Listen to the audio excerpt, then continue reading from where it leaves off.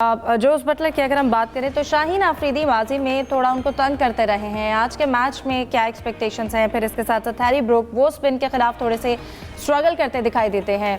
आज के मैच में पावर प्ले कितना डिसाइड कर सकता है, मैच किस जानिब जाएगा? देखें, अब तो चंद मैचों ने ये साबित कर दिया कि पावर प्ले में अगर विकेटें गिरी भी हों, इंग्लैंड का पिछला मैच ही देख लें जो श्रीलंका के साथ था, उनकी 2 विकेटें बहुत जल्दी गिर गई थी। साउथ अफ्रीका ने भी, साउथ अफ्रीका की भी 2 विकेटें जल्दी गिर गई थी। तो कल इसलिए इब्तदाई जो पावर प्ले है, हालांकि कोशिश तो हर टीम की होनी चाहिए कि पावर प्ले का प्रेशर पड़ जाता है फिर आने वाले बैट्समैनों पर, किस हद तक उसकी बेस रखते हैं। शाहीन अफरीदी का आपने जिक्र किया, तो शाहीन का खेलना हमें तो मुश्किल दिखाई देता है कि शाहीन अफरीदी इस मैच में खेलेंगे, क्योंकि ज़ाहिर है आपको पता है उनके फिटनेस के मसाइल जो हैं वो शायद 100% रिकवर कर नहीं पाए जब से उनके घुटने की इंजरी है। तो इसके बाद चांस है सलमान मिर्ज़ा का, और ज़्यादा से ज़्यादा नसीम शाह को भी डाल सकते हैं, क्योंकि अगर मौसम बिल्कुल साफ़ है, फास्ट बॉलर्स को मिलने की उम्मीद है। जैसे साहबजादा फरहान कल प्रेस कॉन्फ्रेंस में भी उन्होंने कहा जोहरा आर्चर को खेलना मुश्किल नहीं होगा, तो आर्चर ने पिछले मैच में अच्छी बॉलिंग की है। फिर आदिल रशीद भी हैं, और फिल साल्ट का जिक्र करना चाहूँगा, वो पहले मैचों में बिल्कुल फिट नहीं थे, लेकिन श्रीलंका के ख़िलाफ़ जो उन्होंने मैच खेला उसी में 60+ रन किए और फिर भरपूर फार्म में आ गए। फिर उनकी सारी विकेटें जल्दी गिरी। विल जैक्स ने 21 या 22 रन किए थे, तो 147 या इतना रन किए। इंग्लैंड ने कोई बड़ा स्कोर नहीं था, लेकिन उन्होंने फिर श्रीलंका को रोका है। अगर बारिश नहीं होती तो फिर, और ऐसे जो हिली एरियाज़ हैं वहाँ पर एक चांस होता है औस का, शबनम का भी, तो फिर वे तो बाद में बैटिंग जो है फ़ायदेमंद हो सकती है पाकिस्तान को। लेकिन ओवरऑल क्योंकि पाकिस्तानी टीम चेज़ में बड़ी मुश्किल में दिखाई देती है, बेहतर यही है पाकिस्तानी टीम जो है पहले बैटिंग करे तो एक बड़ा स्कोर बनाने में कामयाब हो, क्योंकि यहाँ की पिच वैसी नहीं होगी जैसे कल वेस्ट इंडीज़ ने 250 रन वहाँ पे कर दिया जिम्बाब्वे के खिलाफ, लेकिन यहाँ पे 160-70 रन अगर बन जाते हैं तो बहुत अच्छे रन हैं। और पाकिस्तानी टीम को ये प्रेशर लेके, क्योंकि सलमान आगा का भी अगर देख लें, माजी के रिकॉर्ड्स भी देख लें, तो बहुत बड़ा मैच और ख़ास तौर पर हम तो इंडिया का जिक्र करेंगे, उसमें वे अमूमन प्रेशर ले लेते हैं अपनी बैटिंग के हवाले से भी, अपनी कप्तानी के हवाले से भी। लेकिन सीरीज़ के मैचों में या दूसरी टीमों में उतने वो प्रेशर में दिखाई देते नहीं हैं। आज उन पर भी बड़ी भारी जिम्मेदारी है कि वर्ल्ड कप के किसी मैच में भी उन्होंने बड़ा स्कोर नहीं किया। साइम तो कहीं ना कहीं चले, उनके पे तनकीद तो होती है, वो अपना बॉलिंग में हिस्सा डाल देते हैं, लेकिन सलमान आगा से बहुत बड़ी जिम्मेदारी है। जैसे यूसुफ साहब कह रहे थे कि बाबर ज़ाहिर खेलेंगे और ओपनिंग पे आएंगे, कहीं भी आए। एक तो बाबर का फेज़ बहुत ही लंबा हो गया, और ज़ाहिर है हर प्रोग्राम में हम बाबर का जिक्र भी करते हैं, तो एंकर का रोल प्ले करें, जैसे जिम्बाब्वे के ओपनर बेनियट जो है हर मैच में तकरीबन करते रहे। कल अलबत्ता वो जल्दी आउट हो गए थे, इसी तरह से बाबर से भी तवक्को की जाती है। तो पाकिस्तान अगर जो 160-70 कर लेता है पहले, तो एक अच्छा होगा, बॉलर्स को भी एक चांस या मौका मिलेगा, क्योंकि हो सकता है अगर नसीम और इब्रार भी आते हैं तो फिर शादाब को भी बाहर बिठाना पड़ेगा। तो प्लेइंग 11 क्या बनती है ये तो ज़ाहिर है शाम को ही पता चलेगा कि आप पहले कप्तान में या कोच के मन में क्या है। सलीम साहब, अब एक सूरत हाल का अगर हम बात करें, अगर ऐसा होता है, बिल्कुल नहीं होना चाहिए, हम बिल्कुल दुआ करते हैं पाकिस्तान मैच जीते, लेकिन हार की सूरत में फिर इफ़ एंड बट की जो सिचुएशन है, सिनेरियो है, वो कितना मुश्किल होगा पाकिस्तान के लिए? रन रेट का कितना असर पड़ेगा? और अगेन दूसरी टीम्स के इस वक्त रिजल्ट्स देखते हुए पाकिस्तान की सिचुएशन कितनी मुश्किल होगी? बहुत ही मुश्किल होगी। फिर वही कैलकुलेटर्स लेके बैठेंगे, फिर वही कहेंगे ये उससे हार जाए, वो उससे हार जाए, उसकी बस पंचर हो जाए ग्राउंड जाते हुए, उसकी तबीयत ख़राब हो जाए, ये हो, फिर ऐसा हो जाए। फिर ऐसे का फ़ायदा क्या? फिर बताएं। हम लोग यहाँ भी जो पहुँचे हैं वो बमुश्किल पहुँचे हैं। एक हमारा तगड़ा मैच था इंडिया से, वो हार गया, या न्यूजीलैंड से अगर हमारा मैच वॉश आउट हो गया, अगर इस मैच में भी खुदा न खास्ता अच्छा रिजल्ट नहीं रहा, फिर तो सेमीफाइनल खेलने के हम हकदार ही नहीं होंगे। लेकिन आई होप कि ये नौबत ही ना आए और आज हम लोग बहुत अच्छा परफॉर्म करें। उम्मीद तो यही है कि क्योंकि इंडिया के खिलाफ जो है एक दबाव होता है हमारे प्लेयर्स पे, जहनी तौर पर ही पहले ही शिकस्त तस्लीम कर लेते हैं, इसलिए अपनी सलाहियतों का इजहार नहीं कर पाते। लेकिन बाकी टीमों के खिलाफ उम्मीद यही है कि बेहतर परफॉर्म करेंगे। इतना ज़्यादा क्रिटिसिज्म भी आया है और बहुत ज़्यादा प्रेशर भी प्लेयर्स ने लिया है, उनको भी पता है कि अब लोगों की तवक्कुआत बहुत ज़्यादा हैं और यही एक मौका है। तो यही है कि आज शायद चल जाए। फ़खर को मौका नहीं मिल रहा था, जब आए तो बारिश हो गई, उनको भी अपने आप को साबित करना होगा। जिस तरह यूसुफ साहब कह रहे थे कि बाबर को ओपनिंग करवाने का सोच रहे हैं, अगर ये होगा मैं तो समझता हूँ बहुत बड़ा ब्लंडर होगा, क्योंकि आप पावर प्ले के ओवर ज़ाया कर देंगे। अगर बाबर को आप लेकर आए, साहबजादा के ऊपर भी प्रेशर पड़ेगा, बाबर जब अपना मखसूस स्टाइल में खेलेंगे। ठीक है, साइम स्कोर नहीं कर रहे, लेकिन थोड़ा बहुत तो कर जाते हैं और एक आस रहती है कि शायद चल जाए। तो ये देखना पड़ता है कि क्या करती है टीम मैनेजमेंट, क्योंकि बाबर का 115 का तो अभी स्ट्राइक रेट चल ही रहा है। तो बेहतर यही होगा कि जो चल रहे हैं, जिस तरह एक दो और मैच हैं, साइम से ही उम्मीद रखी जाए कि शायद ये परफॉर्म कर जाएं, या अगर चेंज करना ही है तो फ़खर को ओपनिंग करवा के देख लें। बिल्कुल। पाकिस्तान के ग्रुप के हवाले से अगर हम ग्रुप 1 की भी बात करें तो वहाँ पर भी सूरत हाल बड़ी मुख्तलिफ है और इंडिया के लिए तो स्पेशली बड़ी परेशान कुन है। सूरत हाल को डिस्कस करेंगे ब्रेक के बाद, हमारे साथ रहिए। Welcome back. प्रोग्राम के इस हिस्से में हॉकी के हवाले से बात करना चाहूँगी और प्रोग्राम में हमें ज्वाइन करेंगे ज़ुबैर, उनसे बात करेंगे। बताइएगा, जुल्फ़िकार हमारे साथ मौजूद हैं। आपसे जानना चाहूँगी कि इस वक्त हॉकी टीम की अगर हम बात करें तो वो इस्लामाबाद एयरपोर्ट पर मौजूद हैं और वो इस वक्त मिस्र रवाना होंगी।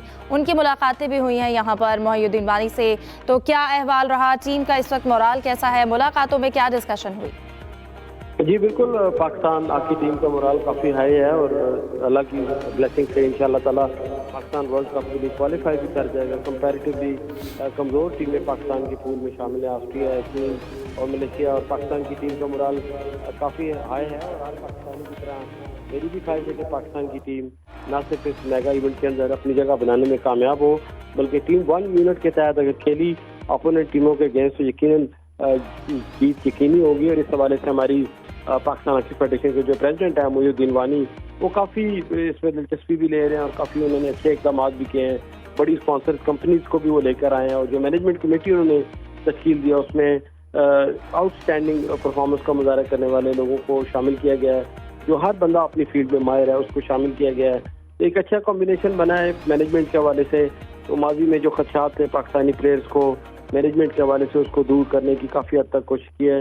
तो प्रेसिडेंट जो है मोहिउद्दीन वानी, उनका ये कहना है कि पाकिस्तानी जो खिलाड़ी हैं, जो टीम का जो नेशनल स्क्वाड है, उनको अपनी तमाम तर तवज्जो टीम की तरफ रखनी चाहिए, 1 यूनिट की तरह खेलें और ओपोनेंट टीमों के अगेंस्ट जो बेस्ट उनकी परफॉर्मेंस है वो पेश करें। यकीनन कंपैरेटिवली पाकिस्तान के अंदर जो हॉकी का स्टैंडर्ड है वो बहुत अच्छा है कंपैरेटिवली। वो अगर कंपैरिजन किया जाए तो यूरोपियन टीमें यूरोप में काफ़ी आपस में इंटरेक्शन करती हैं, गेम खेलती हैं, तो पाकिस्तानी खिलाड़ियों को कम मौके मिलते हैं। तो एक अच्छा इवेंट है। मिस्र का जो क्लाइमेट है वो पाकिस्तान के क्लाइमेट के साथ काफ़ी मिलता है। जी बिल्कुल। जुल्फ़िकार, ये भी कहिएगा, अभी जो हालिया क्राइसिस चल रहा था मैनेजमेंट के लिहाज से, अभी अबूरी सदर आए हैं, इस वक्त जो रिफॉर्म्स चल रही हैं उनके हवाले से आप क्या बताएंगे? देखिए, डे बाय डे चीज़ें डेवलप होंगी क्योंकि बड़ा इवेंट है वर्ल्ड कप का जो क्वालिफाई करना है और इसका जो क्वालिफाइंग राउंड मिस्र में खेला जा रहा है। एक बड़ा मेगा इवेंट पाकिस्तान के खिलाड़ियों को मिला और ओपोनेंट टीमों ने भी तैयारी की हुई है। और यकीनन हमारी ख्वाहिश होगी, पाकिस्तान की जो मैनेजमेंट है हॉकी फेडरेशन की, उनकी भी ख्वाहिश है कि पाकिस्तान अपनी आउट क्लास परफॉर्मेंस का मुजाहरा करे। और मिस्र का जो क्लाइमेट, मैंने जैसे कि पहले भी कहा कि बड़ा सिमिलरिटी है और मैनेजमेंट इनको फुल सपोर्ट कर रही है। हर किस्म की लॉजिस्टिक, हर किस्म की इनको बोर्डिंग लॉजिंग की चीज़ें जो दी गई हैं। इस हवाले से मैं एक बात ज़रूरी करना समझता हूँ कि जो वज़ीर दाखिला है पाकिस्तान क्रिकेट बोर्ड के चेयरमैन हैं, उन्होंने भी, मोहसिन नकवी ने भी काफ़ी इनकी हौसला अफजाई की।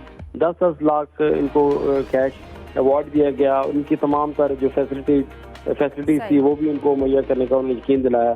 तो जहाँ तक ताल्लुक है पाकिस्तान हॉकी फेडरेशन के मौजूदा प्रेसिडेंट का, काफ़ी दिलचस्पी ले रहे हैं, वो काफ़ी ज़्यादा इनके लिए इक़दाम कर रहे हैं। और कल गुज़िश्ता रोज़ जब इनके एजाज़ में अफ्तार का एहतमाम किया गया, उस दौरान भी उन्होंने सलाउद्दीन भी वहाँ पे मौजूद थे, हसन सरदार भी मौजूद थे। उन्होंने सीनियर प्लेयर की मुशावरत से खिलाड़ियों को बकअप किया है। खिलाड़ी हमारा फ्यूचर के हमारे स्टार्स हैं, इनकी हौसला अफजाई हर पाकिस्तानी को करनी चाहिए और हमें माजी को छोड़कर मुस्तकबिल के हवाले से जो प्लानिंग करनी चाहिए। तो अमाद शकील भट्ट वो काफ़ी एक्साइटेड दिखाई दिए, उनसे हमारी बातचीत हुई तो उनको कहा कि प्रोफेशनल अंदाज में हॉकी को चलाया जा रहा है। तो यही वो अंदाज है जिसके जरिए हॉकी तरक्की करती है। जी बिल्कुल। और जो क्राइसिस चल रहे थे उनमें बहुत ज़रूरी है कि टीम का मोराल जो है वो अच्छा हो। वो मिस्र में इवेंट के लिए जा रही हैं, उनका ये इवेंट बहुत अच्छा गुजरना चाहिए। बहुत शुक्रिया जुल्फ़िकार बेग साहब, आप हमारे साथ मौजूद थे और इस वक्त सारी सूरत हाल से आपने आगाह किया। सलीम साहब, आपकी जानिब आना चाहूँगी। कल एक बहुत ज़बरदस्त मैच हुआ, वेस्ट इंडीज़ वर्सेस जिम्बाब्वे। इस मैच में काफ़ी नज़रें थी क्योंकि इससे पहले इन्होंने अपने जो मैच खेले ग्रुप मैचेस, उसमें वो अपने मैचेस जीतते हुए आई हैं। कल के मैच में अगर हम बात करें तो बहुत ज़बरदस्त स्कोर बनाया वेस्ट इंडीज़ ने। 254 रन्स का हदफ उन्होंने बनाया, 255 रन्स का हदफ उन्होंने दिया जिम्बाब्वे को। इससे पहले अगर हम बात करें, श्रीलंका ने कीनिया के खिलाफ 2007 में आईसीसी इवेंट में 260 रन्स बनाए थे, लेकिन इस वर्ल्ड कप का ये हाईएस्ट स्कोर था। क्या कहेंगे, बहुत आउट क्लास बैटिंग रही वेस्ट इंडीज़ की? जी, हिट मायर का दिन था ये और जिस तरह वो छक्के लगा रहे थे ऐसा लग रहा था वीडियो गेम कोई खेल रहा है। वीडियो गेम पे होता है ना, प्ले स्टेशन पे गेम होते हैं, उसमें इस तरह छक्के लग रहे होते हैं कि कई दफ़ा तो ऐसा लगा कि ग्राउंड से बाहर बॉल चले जाएगी। वेस्ट इंडीज़ की टीम वैसे भी इस इवेंट में 55 छक्के लगा चुकी है और कल तो हेटमायर का दिन था, 2 कैच भी उनके ड्रॉप हुए। बहुत ज़बरदस्त उन्होंने इनिंग खेली जिसकी वजह से ना सिर्फ इस वर्ल्ड कप का सबसे बड़ा स्कोर बना बल्कि ये जो सेकंड जो बड़ी विक्ट्री भी इनको मिली, 107 रन से जीते। इस वर्ल्ड कप की तो सबसे बड़ी ये फतह है। फिर 19 बॉलों पे उन्होंने 50 बनाई, ये भी रिकॉर्ड अपना मुल्की उन्होंने बराबर किया। तो बिल्कुल बेबस नज़र आ रहे थे जिम्बाब्वे के बॉलर्स, खास तौर पे सिकंदर रजा से पता नहीं क्या दुश्मनी थी कि उनको तो खूब छक्के लगाए जा रहे, तो वो इंजर्ड भी हो गए, उनके बॉल भी लगी।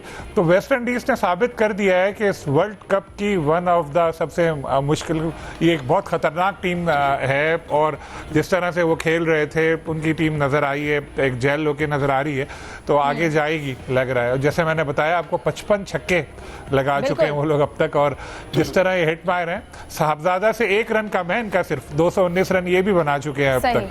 तो एक ज़बरदस्त मैच हुआ, बहुत एंटरटेनिंग मैच था, जो वहाँ लोग थे उन्होंने भी बहुत एंजॉय किया और टेलीविजन पे भी ज़बरदस्त मैच हुआ। यूसुफ, कल की अगर हम इनिंग्स की बात करें वेस्ट इंडीज़ की, 19 छक्के और 16 चौके लगाए उनके पूरे 254 जो स्कोर उन्होंने बनाया। फिर सिकंदर रजा की, जैसे उन्होंने अभी सलीम साहब ने भी जिक्र किया, उन्होंने जो गुफ्तगू की है इसके बाद, उसके हवाले से क्या कहेंगे? एक सहाफ़ी से उनका बड़ा दिलचस्प मुकालमा भी हुआ। जी बिल्कुल, प्रेस कॉन्फ्रेंस में एक इंडियन सहाफ़ी थे, उन्होंने सिकंदर रजा की थोड़ा डीमोरलाइज करने की कोशिश की, कहा कि अगर आपकी टीम इतने बड़े मार्जिन से हार गई है तो क्या आप भी आप उम्मीद है कि आपकी टीम सेमीफाइनल में रसाई पाएगी और उस पर बुनियाद पर आपको क्या आईपीएल में भी अपना खेलने का मौका मिलेगा? जिस पर उन्होंने सिकंदर रजा ने लाजवाब किया सहाफ़ी को। उनका ये कहना था कि जिस तरह आपकी टीम हारी है इंडियन टीम के, आपको भी पूरी उम्मीद है कि आपकी टीम सेमीफाइनल में पहुंचेगी। अगर वो पहुंच सकती है तो फिर उसके लिए हम भी पूरी उम्मीद है कि हम भी वहाँ पर खेलेंगे सेमीफाइनल में।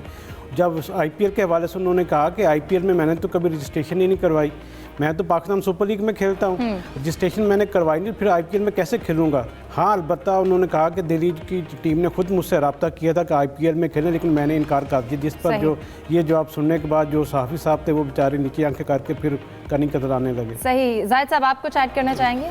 देखें, कल के मैच का सिर्फ इतना कहना कि देख लें, कहते हैं एक कैच जब मैच का पांसा पलट देता है। उस वक्त एक विकेट गिर चुकी थी वेस्ट इंडीज़ की और 3.3 ओवर्स थे।